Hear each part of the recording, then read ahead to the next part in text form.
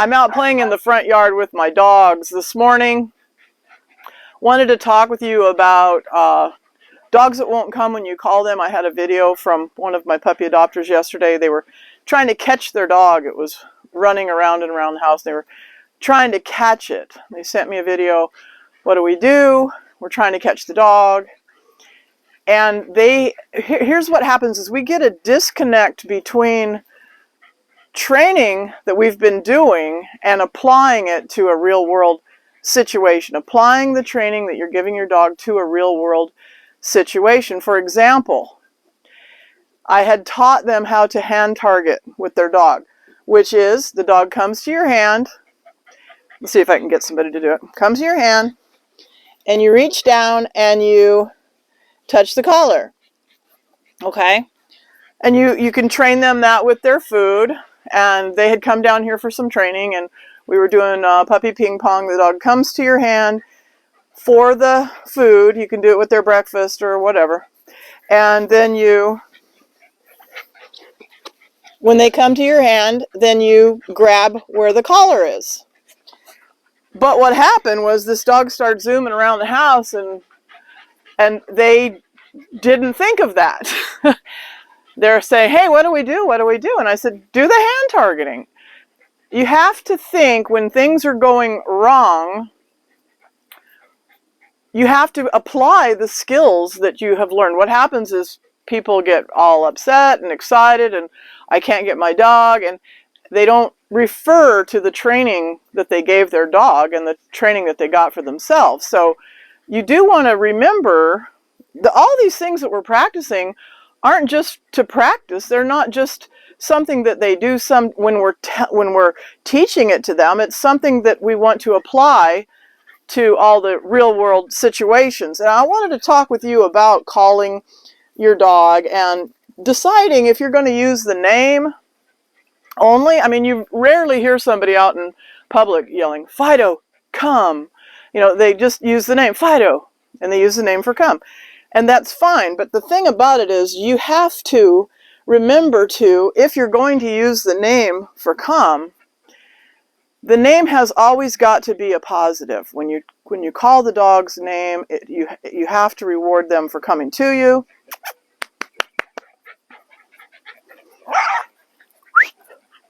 Come here.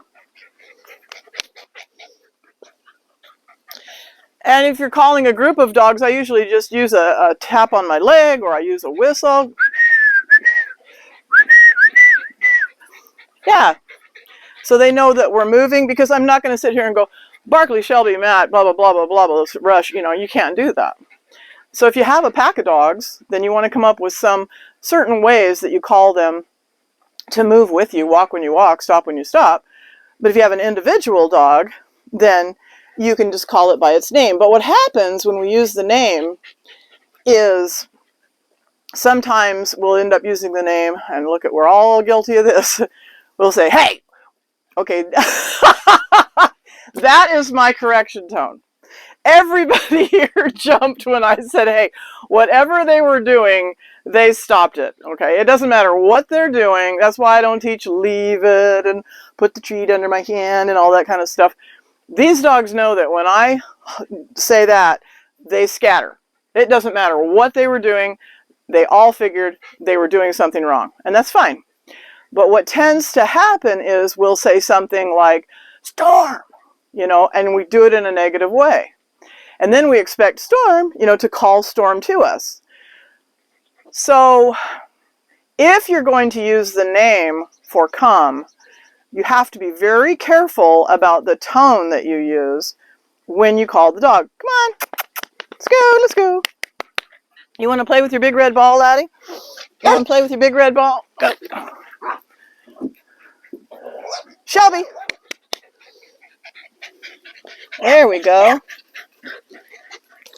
So I called Shelby to me, and Shelby came, and I gave him a scratch on the chest. So every time they come, they have to expect physical contact. Because probably while you're calling your dogs, you're trying to catch the dog. So, you know, this is pet dog training, okay? This is real world dog training. your dog ran out the front door or whatever, and when you call the dog to you, it has to think that it needs to come and touch your hand, Barkley, and that the other hand is going to touch their body. So it's not just calling the dog back sort of into your vicinity. It's calling the dog to you to touch your hand and for you to touch the dog with your other hand. That way, that facilitates you grabbing a harness, grabbing a collar, or just picking up the dog if it's a small breed dog. And when your dog is playing chase, I mean, this dog, all he wanted to do was play. Dogs chase each other, chase each other, chase each other. So he was trying to elicit a game of chase, and it was happening because they were chasing him. So the more you chase them when they're in that zoomy chase me mode, then the more you're reinforcing that, and it's just a game. And if you want to play that game, that's fine, as long as you're not calling the dog or really seriously trying to catch it. If your dog wants to play tag and you want to play tag with it, go ahead. Go ahead and chase it. But what the dog has to understand is that when you put your hand down and you call the dog to you, then it needs to come and touch your hand. Nikita, Nikita, come. Good.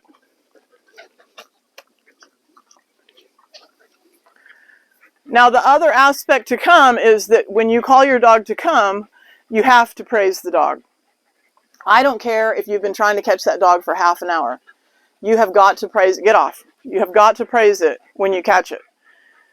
I was talking to someone the other day, and her husky had slipped out the door and ran down the street and was running back and forth across a busy highway, and she was scared to death that something was going to happen to the dog, and she spent a bunch of time catching the dog, dragged it back to her front porch, and then beat it with her leash.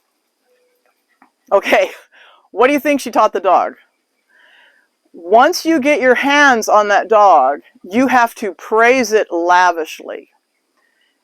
I don't care how upset you are. I don't care how long it took you to catch that dog. I don't care how much that dog was ignoring you. When you get your hands on that dog, you have to praise it lavishly. And when she got it back home, she should have praised it some more, and maybe taken it in the house and praised it some more. And then maybe put a leash on it and took it for a walk, because that's what the dog wanted in the first place. It's a husky.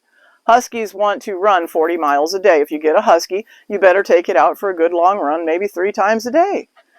So getting it back home, praising it up, putting the leash on it, and we'll go out for a half an hour walk. But once you call that dog to you, I don't care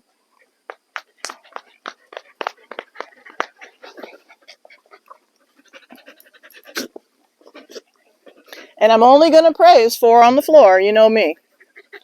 Once you call that dog to you, then you have got to praise it. So decide if you're going to use the name, and I will do a video on how to teach name, because there's a lot of dogs going through the world. Right now, look at your dog and just say its name, and see if it turns and looks at you.